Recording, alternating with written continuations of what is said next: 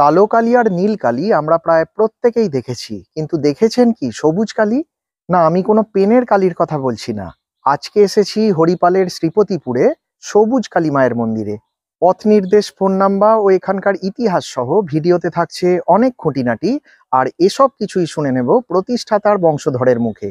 So stay tuned, keep watching.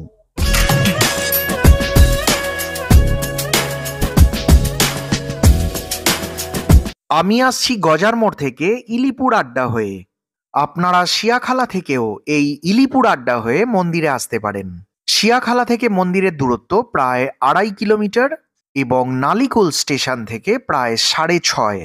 আপনারা Nalikul station থেকে auto ধরে জনপ্রতি 20 টাকার বিনিময়ে 15 মিনিটের মধ্যেই পৌঁছাতে পারবেন শ্রীপতিপুরে এই নারকেল তলায় অবস্থিত সবুজ কালী মায়ের মন্দিরে।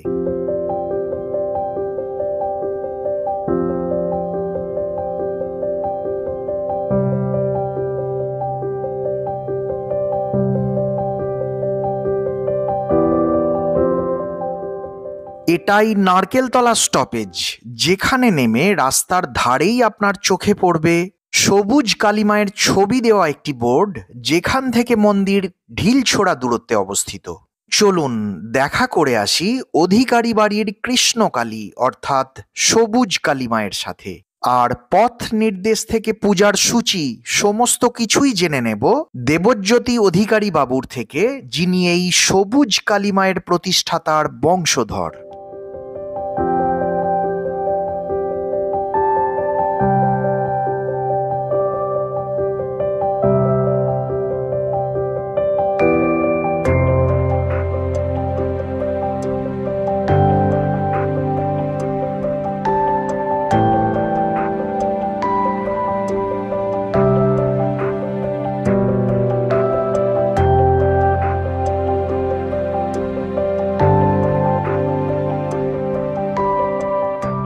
নমস্কার, আমি দেবজ্যোতি অধিকারী। আমি এই বর্তমান সবুজ কালী মায়ের বর্তমান আহ্বায়ক।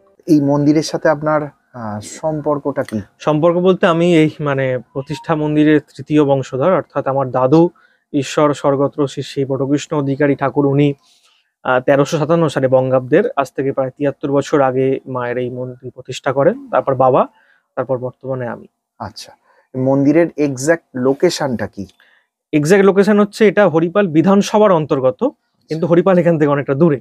এখান থেকে আসতে গেলে, এখানে যদি কেউ ট্রেনে আসে, বাই ট্রেন আসতে গেলে দু রকম ভাবেই আসা যায়। লোকে কিভাবে আসবে এটা? একটা হচ্ছে যেভাবে আসতে পারেন সেটা হচ্ছে হাওড়া তারকেশ্বরের মেন লাইন ধরে হাওড়া তারকেশ্বর গ্রামে যে কোনো ট্রেনে চেপে আরামবাগ লোকাল, গোঘাট লোকাল বা তারকেশ্বর লোকাল যে কোনোতে চেপে নালিকুল স্টেশনে নামতে হবে, অর্থাৎ সিঙ্গুর কামারকুন্ডু, তারপরে হচ্ছে নালিকুল স্টেশন। নালিকুল স্টেশনে নেমে 3 নম্বর প্ল্যাটফর্ম দিয়ে বেরিয়ে অটো স্ট্যান্ড, শিয়াখালা যাওয়ার অটো ছাড়ে ওখান থেকে। শিয়াখালা যাওয়ার অটো চেপে নারকেলতলা স্টপেজে নামতে হবে। এটা হচ্ছে একটা মেন লাইনের ঠিকানা। আর যারা কডে আসতে পারেন হাওড়া থেকে, তারা ভায়া ডানকুনি হয়ে আসতে পারেন। ভায়া ডানকুনি হয়ে বারুইপাড়া স্টেশনে নেমে বারুইপাড়া স্টেশন থেকে বা শিয়াখালা যাওয়ার অটো চেপে শিয়াখালায় নেমে শিয়াখালা থেকে আবার নালিকুল যাওয়ার অটো চেপে আসতে পারে। সেক্ষেত্রে একটু ঘুরতে হয়, দুটো অটো পাল্টাতে হয়। আর বাসে যদি কেউ আসে, সেক্ষেত্রে আরামবাগগামী, বাঁকুড়াগামী যে কোনো বাস চেপে শিয়াখালা নামতে হয়, যেগুলো ভায়া চণ্ডীতলা, ডানকুনি হয়ে আসছে, সেই সব বাসে আসতে পারে না। দমদম বা ওদিক থেকে কেউ এলে বনহুগলি থেকে 26 নম্বর বাস আছে চাপাডাঙ্গা আসার, শিয়াখালা নামতে হয়। শিয়াখালা থেকে নেমে নালিকুল যাওয়ার অটো চেপে আসতে হয়। সেম ঠিকানা, নারকেলতলা স্টপেজ। আচ্ছা, কালির রং সাধারণত কালো বা নীল হয়, কিন্তু এই কালির রং সবুজ, তার কোনো বিশেষত্ব? অবশ্যই বিশেষ কারণ আছে। এটা আমাদের কাছে ধারণা বা আমরা যা খবর পেয়েছি, প্রতিষ্ঠিত মায়ের মূর্তি বা প্রতিষ্ঠিত মায়ের মন্দির সবুজ রঙের, এটা এখানেই আছে, একমাত্র কোথাও নেই। যারা যারা আপনাদের মতো মানুষজন আছেন, যারা ইউটিউব করেন বা ব্লগার রয়েছেন, যারা এই ধরনের বিষয়ের উপর কাজ করেন, সবার মাধ্যম দিয়ে যেটা জেনেছি যে আর প্রতিষ্ঠিত কোথাও নেই। দু এক জায়গা হয়তো এখানে হওয়ার পর বা কোনো জায়গায় থাকতে পারে, কিন্তু প্রতিষ্ঠিত একমাত্র এখানেই আছে। সবুজ কালী মন্দির বলতে মানুষজন এখানটাই বোঝে। প্রতিষ্ঠিত এবং 70 বছরের ওপর পুরানো। 73 বছরের মায়ের মূর্তি, বাংলা 1357 বঙ্গাব্দে, আমি বললামই আগে। তো এই প্রতিষ্ঠার পেছনে ইতিহাস আছে। সেটি হচ্ছে আমার দাদু ঈশ্বর শ্রী শ্রী বটকৃষ্ণ অধিকারী, উনি ম্যাট্রিকুলেশন পরীক্ষায় পাশ করার পর ভিন রাজ্যে চাকরি পেয়ে যান। তো আমাদের গ্রাম্য এখানে মাঠে গ্রামাঞ্চলে চাষাবাদ করা, অন্যের জমিতে কাজ করা, এবং আমাদের একটা জাত ব্যবসা ছিল, সেটা হচ্ছে শাঁখার ব্যবসা। আচ্ছা। দাদুর বাবা ওই ব্যবসাটি করতেন। তো দাদু পড়াশোনা করেছিলেন, উনি আর ওই মাঠে ঘাটে ঘুরে কি কাজ করবো, দাদু অন্য রাজ্যে চাকরি পেয়ে যান, চলে যান। সেখান থেকে দাদুর ওই তখনকার কোম্পানি অনেক দূরে, মানে দক্ষিণ ভারতের দিকে একটি জায়গায় ও ট্রান্সফার করে, যার কারণে বাড়ির লোক ছেলেকে যেতে দেয়নি আর কি, দূরে চাকরি করতে যেতে। তখন দাদু ফিরে আসেন চাকরি রিজাইন করে দিয়ে, এসে গ্রামের এই চাষাবাদ করার কাজেই সুর লেগে পড়েন। দাদু এখানে এসে আমাদের গ্রামের মধ্যেই মাঠের মাঝখানে একটি শ্মশান আছে, মানে চারদিকটা পুরো মাঠ, ঠিক আইল্যান্ড যেরকম হয়, মানে চারদিক সমুদ্র, মাঝখানে একটি দ্বীপ, এটাও ঠিক চারদিক চাষের মাঠ, আর মাঝখানে একটি জঙ্গল, তার মধ্যখানে শ্মশান। অনেকটা রেডিয়াসের মধ্যে, মানে লোকালিটি থেকে অনেকটাই দূরে, কিছুটা দূরে, ওখান থেকে মানে কেউ ডাকলেও লোকালিটির লোক শুনতে পাবে না, এরকম একটা জায়গা, খুব নির্জন একটা জায়গা। তো সেখানে ওই মাঠে গরু টরু নিয়ে যেতেন, না দাদু বাঁশি বাজানোর খুব শখ ছিল ছোটবেলা থেকে, বাঁশি বাজাতেন ওখানে। দাদু এক কোনো এক সাঁওতাল ব্যক্তির কাছ থেকে বাঁশি বাজানো শিখেছিলেন। তো ওই গরু নিয়ে গিয়ে বেঁধে ওই শ্মশানের ওই জঙ্গলে বাঁধতেন, বেঁধে উনি নিজের মনে বাঁশি বাজাতেন, বা চাষের সময় চাষ করতেন, মানে অন্যের জমিতে কাজ করে, আর অবসর সময় গিয়ে ওখানে রেস্টের সময় বাঁশি বাজাতেন। যখন আজ থেকে এত ৭৩ বছর আগেকার ঘটনা বলছি, আরো বেশি, ৭৩ তো প্রতিষ্ঠা হয়েছে মায়ের, এটা আরো বেশি, প্রায় ৮০ বছর আগেকার ঘটনা বলছি আমি। তো আরো বেশি নির্জন ছিল আমাদের গ্রাম্য পরিবেশ, গ্রাম্য শ্মশান। তো সেই সময় যা হয়, সঙ্গীত তো সাধনার একটা অন্যতম মাধ্যম। তো দাদু সঙ্গীতের মাধ্যম দিয়ে ঈশ্বরকে একটা পথে উনি বাড়াতে শুরু করেন, একটা আধ্যাত্ম চেতনার মধ্যে উনি প্রবেশ করেন, একটু ভাবগ্রস্ত হয়ে পড়েন আর কি, সবসময় একটা আপন ভোলা হয়ে পড়েন। তেমন সময় বাবা মা দেখলো, মানে দাদুর বাবা মা দেখলো তো ছেলের ভাবগতিক তো খুব একটা ভালো নয়, শ্মশানে চলে যাচ্ছে যখন তখন, বেরিয়ে পড়ছে বাড়ি থেকে, রাত্রে নেই, বাড়ি আসছে না। দাদুর বিবাহ দেয়, বিবাহ দেওয়ার পরেও কিন্তু দাদুর খুব একটা চেঞ্জেস হয়নি, ঠাকুমাকে বুঝিয়ে সুঝিয়ে রাত্রিবেলা দাদু বেরিয়ে পড়তেন। তো এমন একটা দিনে দাদু শ্মশানের ওই জঙ্গলে মাঠে গরু নিয়ে গেছেন, গরুর খোঁটা পুঁততে বসেছেন, দাদুর পিছন থেকে একজন সাদা বস্ত্র পরিহিত সন্ন্যাসী দাদুর নাম ধরে ডাকে। দাদু চমকে যান যে এখানে আমাকে কে নাম ধরে ডাকছে। দাদু পিছন ঘুরে দেখান, দেখেন সাদা বস্ত্র পরিহিত সন্ন্যাসী।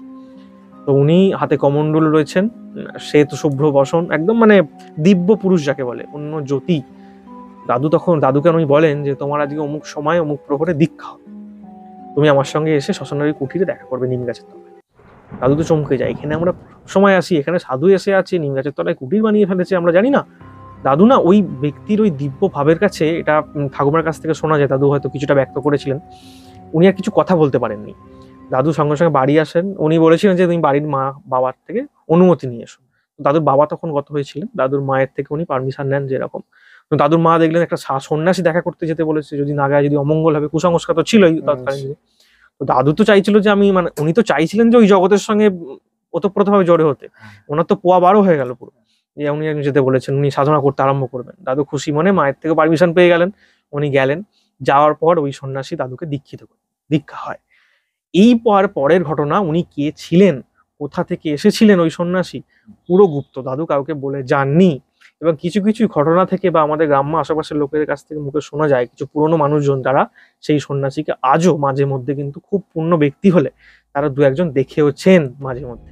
দাদু পুরোপুরি তখন থেকে একদম শ্মশান সাধনা করতে আরম্ভ করার পর একদিন দাদু শ্মশানে সাধনা করছেন, দাদু মায়ের আদেশ পান, তুমি কতদিন আমাকে এইভাবে পুজো করবে। দাদু বাড়িতে ঘটে লুকিয়ে সবার আড়াল, যেহেতু আমরা বৈষ্ণব, সবাই রাধা গোবিন্দের নাম, কৃষ্ণ পুজো, এটা পুরো বৈষ্ণব পাড়া, সেখানে কালী পুজো করছে, শ্মশান সাধনা করছে। তৎকালীন ৭০-৮০ বছর আগেকার, মানে তৎকালীন আরো গোঁড়ামি, ভীষণ ভাবে শাক্ত এবং বৈষ্ণবের দ্বন্দ্ব।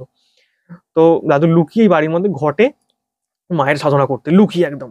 তো মা তখন ওনাকে বলেন যে তুমি আর কতদিন আমাকে ঘটে বা যন্ত্রে এইভাবে আমাকে সাধনা করবে, তোমার বাড়িতে মূর্তি রূপে প্রতিষ্ঠা করো। তো দাদু সেইটা শুনে আসার পর মূর্তি রূপে প্রতিষ্ঠা করবেন বলে ঠিক করেন, এবং বাড়ির আশেপাশের লোককে সবাইকে জানান। তো সবাই রেড়ে করে ওঠেন যে বৈষ্ণব বাড়িতে তুমি কালী মূর্তি এনে প্রতিষ্ঠা করবে, করা যাবে না, বাধা পায়। দাদু সবার বাধার মুখে পড়ে পিছিয়ে যায়, বাড়ির লোক বাধা দিচ্ছে, আর কি করা যাবে, পিছিয়ে যান। তো দাদু এমন অবস্থায় শ্মশানে সাধনা করতে গিয়ে রাত্রিবেলা দেখছেন সবুজ নতুন দুর্বা ঘাস, যে ঘাসেতে দাদু গরু বাঁধতেন, সেখানেতে দেখছেন স্বয়ং শ্রীকৃষ্ণ এবং মা কালী একত্রিত হয়ে দাঁড়িয়ে রয়েছেন।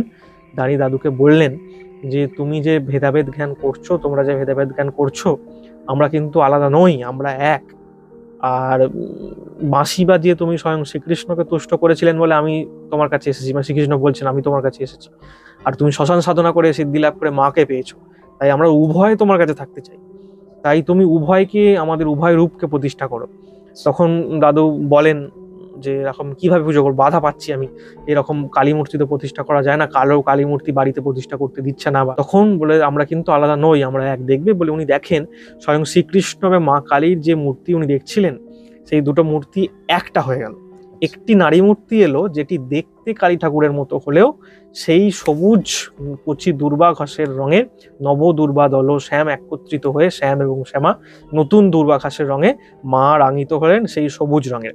এবং তখন এই সবুজ দেবী আদেশ দেন, এই রূপেই তোমার বাড়িতে আমি পূজিতা হব যুগ যুগ ধরে। এই রূপটা হচ্ছে কৃষ্ণকালীর রূপ।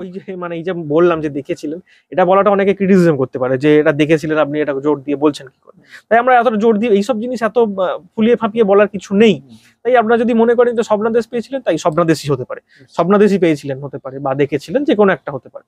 তো সেই প্রতিষ্ঠা করেন বাংলা 1357 সালে রটন্তী কালী পুজোর দিন, যেই দিন স্বয়ং শ্রীকৃষ্ণ প্রেমিকাকে অর্থাৎ রাধিকাকে অপমানের হাত থেকে বাঁচানোর জন্য, আয়ন ঘোষের কাছ থেকে বাঁচানোর জন্য কালীর রূপ ধরেছিলেন এই তিথিতে। আর এই তিথির এই কালী পুজো অর্থাৎ রাধিকা যে কালী পুজো করছে, এটা রটে গিয়েছিল ব্রজে তখন, যার জন্য রটে গিয়েছিল বলে এই রটন্তী কথার, এটা সবাই জানে, রটন্তী কালী পুজোর সৃষ্টি হয়। তাই সেই থেকে মায়ের এই পুজো চলে আসছে। আর যেহেতু বাঁশি বাজিয়ে শ্রীকৃষ্ণকে তুষ্ট হয়েছিলেন, এখানে শ্রীকৃষ্ণেরও রূপ যেহেতু, তাই প্রতিদিন এভরিডে মাকে বাঁশি বাজিয়ে এখানে শোনানো হয়। আর মায়ের এখানে প্রিয় মাছ হচ্ছে ইলিশ মাছ, ইলিশ মাছের মায়ের ভোগ হয়। কোনো বলি প্রথা এখানে হয় না, ইলিশ মাছের ভোগ হয়। এবং মায়ের প্রিয় ফুল জুঁই ফুল, এবং জুঁই ফুলের সঙ্গে সঙ্গে মা চন্দনের গন্ধ খুব পছন্দ করেন। বাংলার 1357 সালে প্রতিষ্ঠা হয়েছিল রটন্তী কালী পুজো তিথিতে, অর্থাৎ শ্রীপঞ্চমী অর্থাৎ সরস্বতী পূজার ঠিক এক সপ্তাহ আগে এই তিথিটি আসে। অর্থাৎ মাঘী যে অমাবস্যা, সে অমাবস্যার আগের দিন চতুর্দশীতে রটন্তী কালী পুজো হয়। আপনার মন্দির খোলা বন্ধের সময় আর নিত্য পূজার সূচি।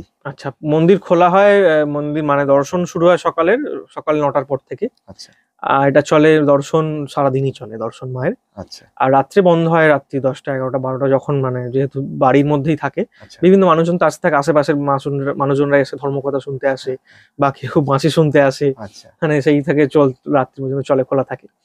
আর পুজো যারা দিতে চান, মানে প্রতিদিন নিত্য পুজো যারা দিতে চান, তাদেরকে আসতে গেলে এখানে মোটামুটি 11টার মধ্যে এসে পৌঁছতে হবে। 11টা থেকে 12টা 1টার মধ্যে আসতে হবে। 1টার পরে কিন্তু পুজো দেওয়া যাবে না, মানে পুজোটা দেওয়া যাবে, সেটা আপনি প্রসাদটা পাবেন না। প্রসাদ পেতে গেলে আপনাকে সন্ধ্যে শীতল পর্যন্ত অপেক্ষা করতে হবে।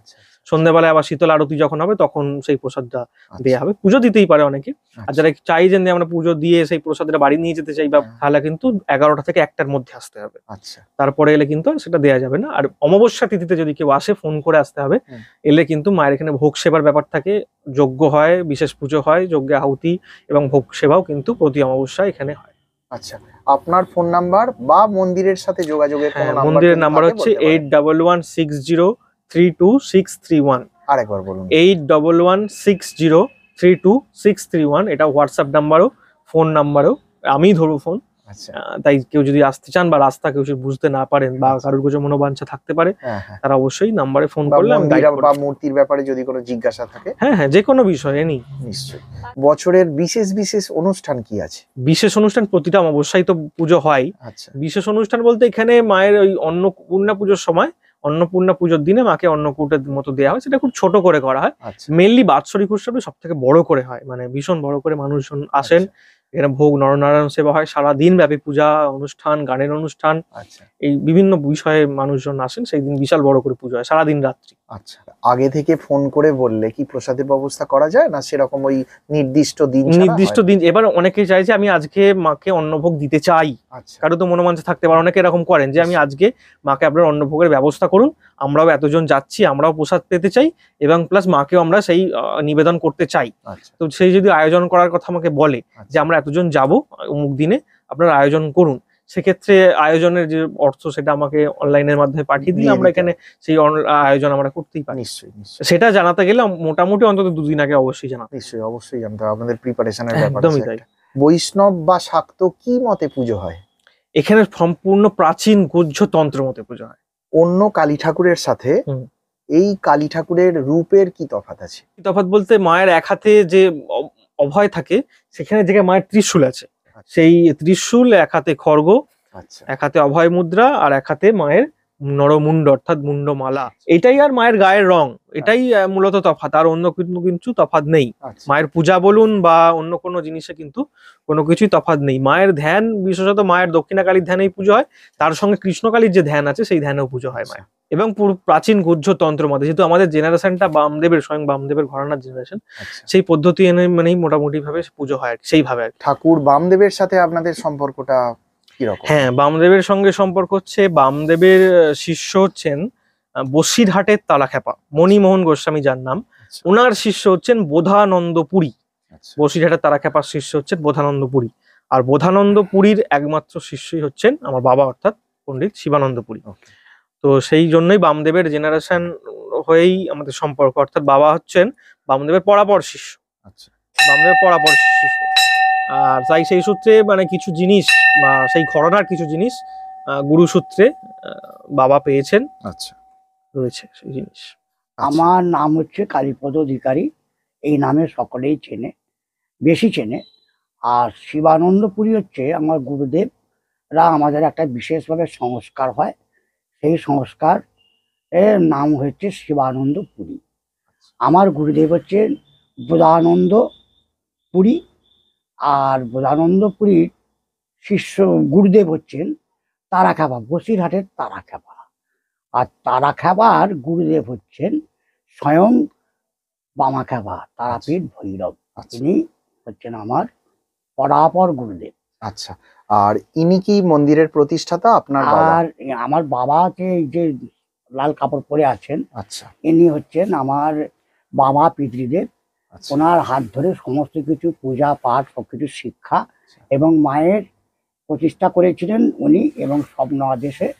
এবং বাবা তন্ত্র সাধক ছিল এবং বাবার অনেক কিছু অলৌকিক ব্যাপার ছিল। আচ্ছা, এবং বামাখ্যাপার কিছু জিনিস বস্তু আমি পেয়েছি, আমার কাছে আছে। হ্যাঁ, সেটা পর এসেছে আমার তারাখ্যাপার মাধ্যমে, এসে তারাখ্যাপার মাধ্যমে এসে গুরুদেবের হাতে এসেছিলেন। আমার গুরুদেব আর আমাকে দিয়েছেন। সেই সবগুলো নিয়ে আমি বিশেষ সময় বিশেষ তিথিতে সেই সব বস্তু নিয়ে আমি কাজকর্ম কিছু করি মানুষের আচ্ছা, কল্যাণার্থে। আচ্ছা, হ্যাঁ, নিজেও ভালো থাকার জন্য, আচ্ছা, হ্যাঁ, মনের দিক থেকে ভালো থাকার জন্য। আচ্ছা। হ্যাঁ, আর ঠিক আছে। মায়ের মাথায় বৈষ্ণব তিলক আছে, হুম। এর কোনো বিশেষত্ব? যেহেতু দাদু দেখেছিলেন এই রূপ, হুম। শ্রীকৃষ্ণের ওই তিলক আর মায়ের এই রূপ একত্রিত হয়ে যাচ্ছিলেন, সেই কারণেই এটা, অন্য সেই কোনো অন্য বিশেষ কোনো কারণ না। বলি কি আগে হতো, এখন না, হয় কোনোদিনই হয়নি। শুরু কোনোদিনই থেকেই হয়নি। হয় না? দাদু যে নিয়ম প্রতিষ্ঠা করেছিলেন, যে নিয়মে ওনাদের আদেশে, আচ্ছা, অর্থাৎ শ্রীকৃষ্ণ কালীর আদেশে উনি যে ভাবে পদ্ধতিতে শুরু করেছিলেন, আচ্ছা, সেই পদ্ধতি মেনেই পুজো চলে আসছে। আচ্ছা, কোনো কিছু বাদ দেওয়া হয়েছে না, কিছু কোনো যুক্ত করা হয়েছে। ওকে, একটা যুক্ত করা হয়েছে, এটা বলতে হবে, সেটা হচ্ছে মা কিন্তু আগে দিগম্বরী অবস্থায় ছিলেন, অর্থাৎ কোনো রকম কিন্তু আবরণ ছিল না মায়ের, আচ্ছা, উলঙ্গিনী ছিলেন মা। আচ্ছা, আচ্ছা, আমার মা একদিন স্বপ্নে দেখেন যে বাড়ির মেয়েকে কি করে তোমরা এ করে রেখেছো, আবরণ দাও আমাকে, আমি আবরণ করতে চাই, পড়তে চাই। মা এটা স্বপ্নে দেখেন। তারপর থেকে মা প্রতি অমাবস্যায় মাকে শাড়ি দিয়ে সাজানো হয়, মাকে শাড়ি পরানো হয়, প্রতি অমাবস্যায় সেই শাড়িটি চেঞ্জ করা হয়, আচ্ছা, আর ভক্তরাই সেই শাড়ি মানে দেন আর কি। আচ্ছা। এটাই কি সেই পুরনো মূর্তিটা নাকি কিছু এটা পাল্টানো দ্বিতীয় হয়েছে? মূর্তি, এটা দ্বিতীয় মূর্তি। এই আচ্ছা। মূর্তিটার বয়স হচ্ছে প্রায় 25 বছর। মা কিন্তু মৃন্ময়ী, সম্পূর্ণ মৃন্ময়ী, মানে মাটি। পুরো আচ্ছা, মাটি। মায়ের জন্য এখানে এখনো কি কোনো অলৌকিক ঘটনা কিছু শোনা যায় বা দেখা যায় বা আপনারা ফিল করেন? সেটা তো ফিল করা তো রয়েছেই, অনেকের জীবনেও ঘটেছে, অনেকে পেয়েছেন। আমি যেটা বলি সেটা রিসেন্ট দিয়ে শুরু করি, রিসেন্ট ঘটনা দিয়ে, আচ্ছা, যেটা বললে সব থেকে বেটার হবে। এছাড়া ব্লগিং করতে আসছিলেন এই কালী পুজোর সময় অনেকেই, তারা হয়তো একটু যারা দেখবেন তারাও হয়তো ওখানে কমেন্ট করতে পারেন, আচ্ছা, অনেকের সঙ্গে ঘটনাটি ঘটেছে। সেটা হচ্ছে মা, আমি প্রথমে বলছিলাম যে মায়ের এখানে জুঁই ফুল এবং চন্দন খুব প্রিয়, অর্থাৎ এখানে তারা আসার পর বাড়িতে পৌঁছানোর পরেও তাদের গা থেকে চন্দনের গন্ধটা যায়নি। আচ্ছা, তারা মাঝে মধ্যেই সেই চন্দনের গন্ধ অনুভব করতে থাকেন, কিন্তু তারা চন্দনের কোনো পারফিউম বা কোনো কিছু বা ধূপ এখানে জ্বলছিল এমন কোনো কিছু ছিল না, কিন্তু তারা সেই মায়ের ওই চন্দনের গন্ধ বা নিজের গা থেকে পেতে শুরু করেছিল। এখানে অনেক ইউটিউবার হয়েছিল বা যারা আসেন, এটা হয়। আচ্ছা, আর একটা জিনিস যেটা হয়, মানে এরকম ঘটনা হয়েছে, সেটা হচ্ছে একবার অনেকদিন আগেকার ঘটনা এটা, তখন আমি অনেক ছোট, বাবার মুখ থেকে শোনা বা আমার পরিবারের মুখ থেকে শোনা। হুম। মায়ের মন্দিরে একবার চুরি হয়। হুম। চুরি হয় মানে দরজা ভাঙা, সকালবেলা যখন আমার মা বা বাড়ির মহিলারা যখন ফুল তুলবে বলে ওঠেন ঘুম থেকে উঠে, মায়ের মন্দিরের দরজা দেখেন খোলা। আচ্ছা, তখন ভাবে বুঝেই নেয় যে মায়ের মন্দিরের যখন তালা ভাঙা খোলা, মায়ের মন্দিরে চুরি হয়েছে। তখন ওনারা এসে দেখেন এই মায়ের পাশে যে ত্রিশূল রাখা রয়েছে, হ্যাঁ। তখন আরো একটি ত্রিশূল, মানে দুটি ত্রিশূল রাখা থাকতো বেদির দুপাশে। সেই তখন দরজা খুলে ওনারা দেখেন ওই ত্রিশূল দুটি ঠিক একে অপরের দিকে এইভাবে মায়ের সামনে ঠিক এইভাবে গার্ড অবস্থায় ছিল। তো সেইটা দেখার পর সেই যারা চুরি করতে এসেছিল, ডাকাত বলুন চোর বলুন, তাদের কি অবস্থা হয়েছিল সেটা তারা একমাত্র বলতে পারবে। তারা সেখান থেকে চলে যায় বা পালিয়ে যায় বলাই ভালো। মাকে কিন্তু তারা স্পর্শ করতে পারেনি। আচ্ছা। শিলাবৃষ্টি হয়েছিল প্রায় 2002, 3 বা 4 এরকম সময় শিলাবৃষ্টি হয়েছিল, খুব ভয়ঙ্কর, আলু ভাঙার সময়, মানে মার্চ মাসের এরকম সময় বড় বড় শিল হয়েছিল, চাষের প্রচুর ক্ষতি প্রচুর হয়েছিল, মানুষ এমনকি- মারা গিয়েছিল, অনেক লোক। হ্যাঁ, মাটির বাড়ি যাদের, মানে টালির চাল, টালির কোনো অবশিষ্ট ছিল না, ভয়ঙ্কর রকমের শিলাবৃষ্টি ক্ষতিগ্রস্ত হয়েছিল। তখন মায়ের, এখন অ্যাসবেস্টার মায়ের মাথার চাল, তখন পেটও খোলা ছিল, খোলা, সেটা আরো সূক্ষ্ম জিনিস। তো সেইটা অত বড় শিল কিছু অবস্থিত ছিল না, ওই খোলা একটা টুকরো পর্যন্ত ছিল না, ছোট্ট ছোট্ট কুচি হয়ে গেছিল। ওকে। এবার মায়ের তো উপরে দরমা, তার উপরে ওই পেটও খোলা, পেটও খোলা কিচ্ছু নেই, অত ভয়ঙ্কর শিল, এবং বৃষ্টি হয়েছে তার সঙ্গে ঝড়। সে মায়ের মা কিন্তু মৃন্ময়ী, সেই মূর্তিটাও এখনো আছে, মায়ের গায়ে এক ফোঁটা জল পর্যন্ত পড়েনি, অথচ মায়ের মাথায় কিন্তু কোনো আচ্ছাদনই নেই। এমনকি মেঝে দিয়ে, তখন মাটির মেঝে ছিল, মানে জল স্রোত বয়ে যাচ্ছে, বৃষ্টির জল নেমেছে একদম সোজা ডিরেক্ট নামছে, তো উপরে তো কোনো আচ্ছাদন নেই, কিন্তু মায়ের গায়ে কিন্তু এক ফোঁটা জল পড়েনি, সেই মূর্তিটা এখনো আছে এটা।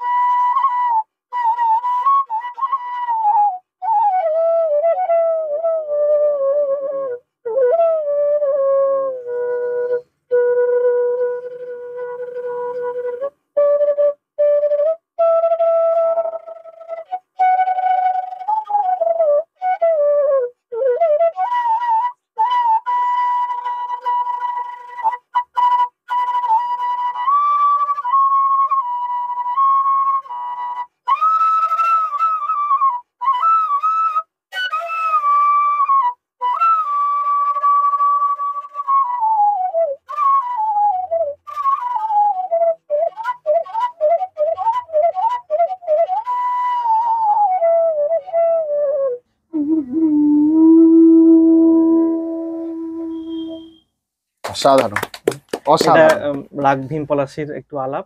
আজকে এখানেই শেষ করছি। পরের দিন হাজির হব আবার নতুন কোনো ভিডিওর সাথে। সকলে খুব ভালো থাকবেন। নমস্কার।